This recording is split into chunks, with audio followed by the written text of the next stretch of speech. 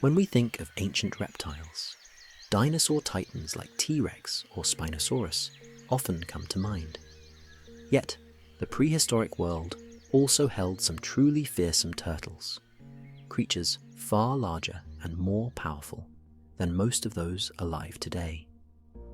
Among these remarkable giants, one stands out for its potential as a top predator: Carbonemys, a colossal meat-eating turtle from the Paleocene epoch, often hailed by researchers as the deadliest prehistoric turtle on record. Discovered in Colombia's Cerrejón Formation and formally described in 2012, Carbonemys, whose name translates to coal turtle, lived roughly 60 million years ago, not long after dinosaurs had disappeared at the end of the Cretaceous. This period was a time of evolutionary opportunity, with many ecological niches waiting to be filled. In a world that had recently lost giant reptiles like T-Rex, some creatures, including turtles, developed surprising size and behaviors. Fossil evidence suggests Carbonemys grew to impressive dimensions, with a shell length exceeding 1.5 meters, nearly 5 feet. Although large, it's the skull that most intrigues paleontologists. Measuring nearly 25 centimeters, about 10 inches, in length, it was proportionally huge for a turtle, implying a powerful bite force. With its massive jaws, this turtle could likely crush the shells of mollusks and even take on medium-sized vertebrates, including small crocodiles that coexisted in the same swampy habitat.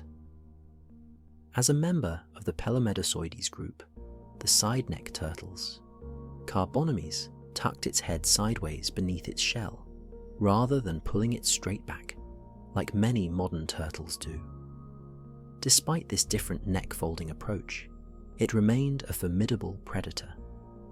Paleontologists have nicknamed it a bite first, ask questions later sort of hunter, an opportunist lurking in murky waters, ready to chomp down on potential prey that wandered too close.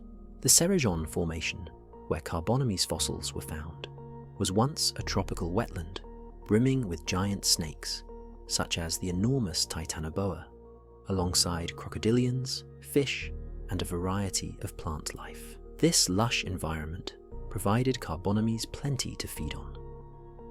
Although we can't directly observe its feeding habits, the turtle's anatomy strongly indicates an omnivorous or carnivorous diet, placing it high in the swamp's food web.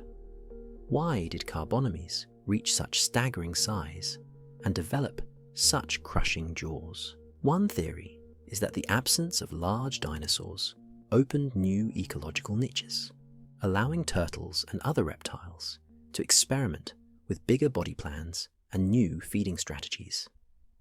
Warmer global climates and abundant food sources might also have contributed to its hefty build. These factors likely converged in northern South America to produce an apex turtle unlike anything we see today. While not every giant turtle was a dedicated predator, Stupendomys, for example, was huge yet may have been more herbivorous. Carbonemys stands out for its likely capacity to hunt. Its robust skull and jaws suggest it could handle tough foods, from armored fish to reptilian prey. The concept of a turtle preying on small crocodiles flips our usual picture of crocs preying on turtles. Carbonemys eventually went extinct, along with many other Paleocene giants. Shifting environments, changing water systems, and competition likely played roles.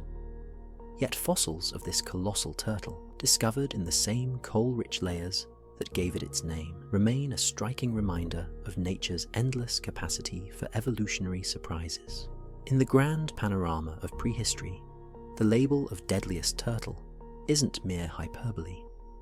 Carbonemys' powerful jaws and imposing size underline just how different ancient ecosystems could be.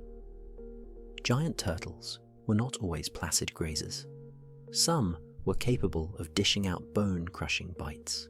With ongoing discoveries, paleontologists continue to glean insights into how these remarkable turtles lived and why they vanished. In short, if you imagined stepping back in time to the Paleocene wetlands of Colombia, you might want to keep an eye out for carbonomes gliding below the surface, ready to demonstrate just how deadly a prehistoric turtle could be.